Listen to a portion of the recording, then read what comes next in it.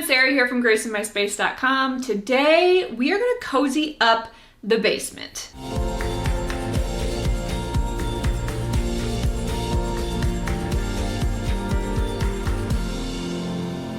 I have a very open concept basement in that the main living space goes all the way down the hall and it also goes all the way upstairs. So there is no really distinct stopping point for me to do a different paint color if I want to cozy this space up without painting the entire hallway and the entire stairway.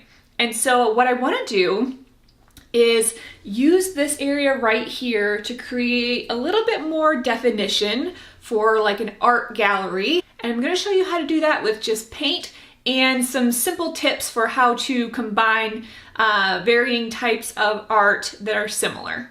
So this is the space right now. I'm going to take down what I have up here, repurpose it for a different area because they're just old family photos that are outdated, and we're going to recreate this space to make it a little bit more cozy. Blank slate.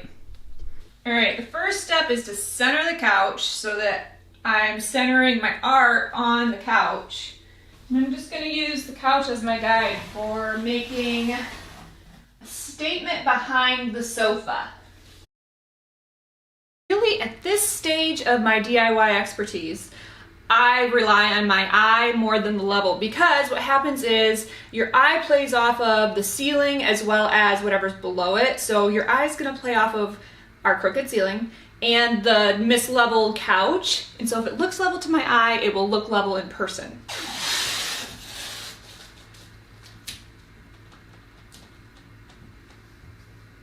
First tip in painting crisp, clean lines when you're doing alternate paint colors, tape it up and seal the tape really tight to the wall. And then use your existing paint color to paint the edge of the tape where you're going to be painting your new color. And what that does is anything that would bleed through the tape is the existing color of the wall. And when you go back through with your new color, it leaves a really crisp line. So you just take the existing paint color and put it right over top of that line where you're going to be painting your new color. And so now, any bleed through is the color that's already on the wall, so you won't see it. All right, I just added a paint sample to the wall of an existing color I had to see what it looks like. Tip number 2, are we on number 2?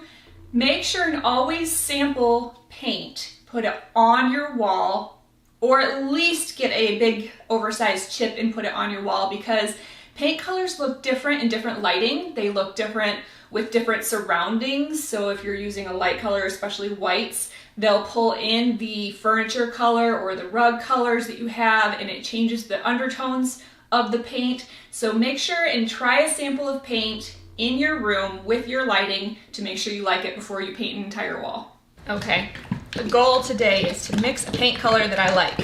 The one I put on the wall is just too bleh. I need to do something to it. I got all this sample paint, so I'm just gonna try and make my own color. And my goal is to mix enough color that I have enough for 2 coats, because I don't wanna go get it color matched if I run out, since the mixture will be kind of just a random assortment of things that I'm putting in here. Oh my gosh. Now we stir and see what we come up with. Of course, I didn't put my saran wrap high enough. That is way too light. I need to add black. Is it really bothering anyone that I'm doing this on my floor with no covering? I know that always bothers people. All right, I've got my mixture, and I normally would not paint a wall with paintbrush instead of a roller, but I don't have a roller. I didn't have paint, I didn't have a roller, so we make do with what we have. Wouldn't it be funny if the mixture that I made looks almost identical to the original paint color? It's the same color as the sample. A for effort. Second coat, here we come. Last part. Peeling off the tape and seeing those clean lines. Let's go up first.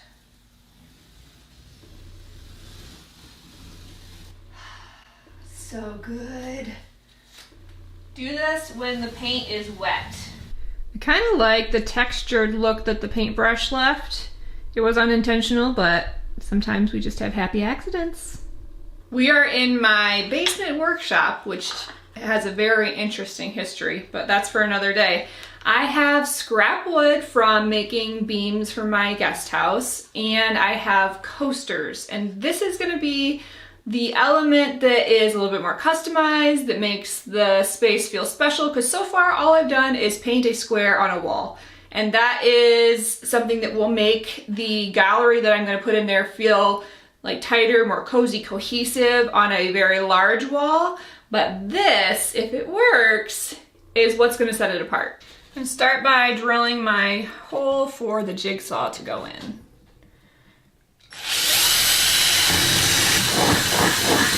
All right, so I have my hole started, and now the jigsaw fits in and I can go around and cut out the middle.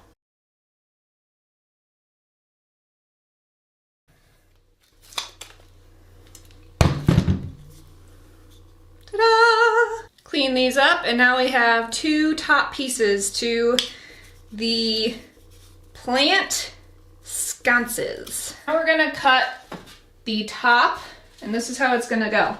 We're gonna have a board that sits on the wall. We're gonna attach a piece like this so that it creates like a little shelf.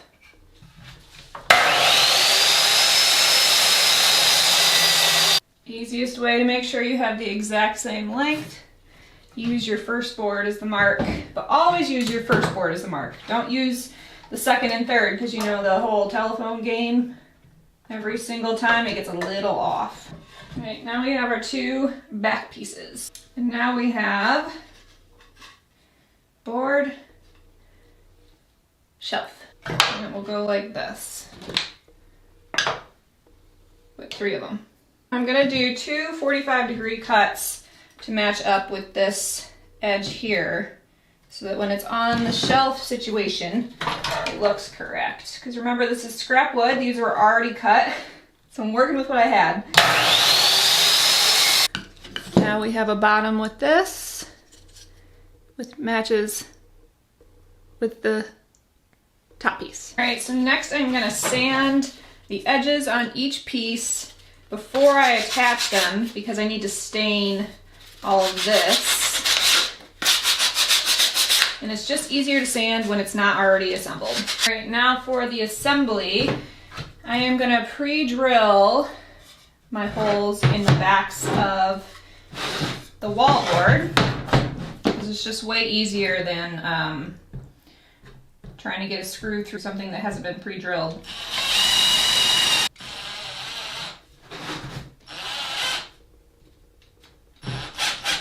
And then wood glue is your best friend. Wood glue is really strong. It creates a really strong joint instead of just relying on screws or nails. Now when you're putting wood glue on, don't just do this.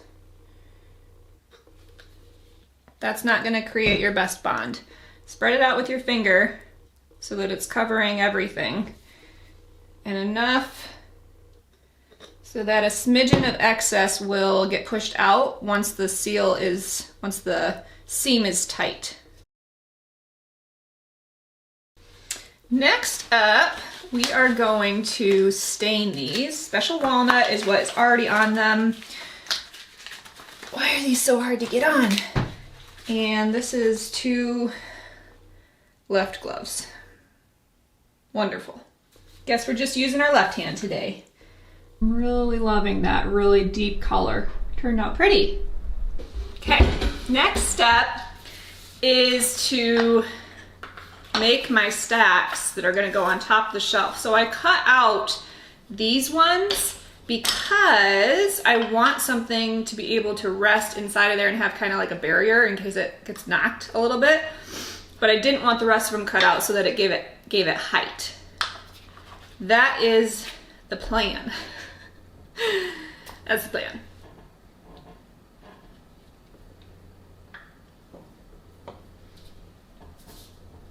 Holy smokes, that was a really fast adhesion. Oh my gosh. Move over, you're not even. I literally set it down and it stuck. That's never happened before. Okay, so be really precise in your placement because it's gonna stick immediately.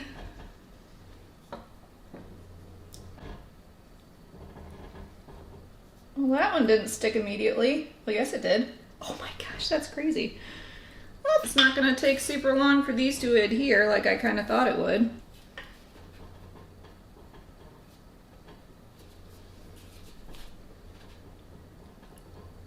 That's real time, y'all. All right, so I'm gonna let those set up, and then I'm going to change the color of them. Okay, next step is to rub and buff these babies. So I go back and forth between applying it with a brush or just using my fingers, because both methods work. Yep. When you have a black base, I feel like it works better for the final color outcome.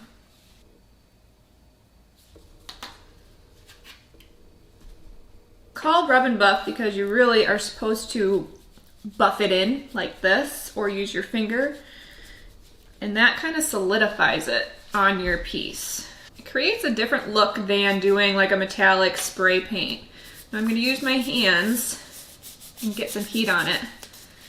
You can see by now most of it's dry, and this buffing just really works it in there. All right, that's gonna hardly take any time at all to dry. So you can see I'm handling it seconds after I apply it. And then it's time to finish assembly of the entire thing. I just attached this to the back, and that is how I'm hanging them with a nail. All right, here goes nothing. Hopefully it doesn't stick quite so fast this time. This is the slightly wonky one, so I'm gonna try and mask it. We'll see how it goes. Just the use of the black square really grounds this wall. It makes it feel smaller and cozier, so that the gallery that I added to it didn't feel obscure and kind of misplaced. It makes it feel like it's intentional for the space. It all fits within the black. It balances out the different frame sizes as well as the different frame colors, as I brought some of those colors into the plant stands. And now I have a space where I can propagate my plants. I can also put potted plants on there, and it just really cozies up this room. I hope you enjoyed this project. It was a really fun way for me to actually invest in my basement, which I haven't done in a while. It took a few days to create a space that is really cohesive. It features now some of my favorite vintage finds, as well as pieces that I've been gifted from sweet friends and family, and I'm just really enjoying the update to our basement. Just the fact that I was able to create these little plant stands out of scrap wood and a set of coasters goes to show you that all it takes is a little bit of creativity and thinking outside the box sometimes. It was a very simple project, very beginner level, and it was really fun to make. I hope that you enjoyed this project. Make sure and hit the subscribe button, ring that bell for notifications, and I'll see you next time.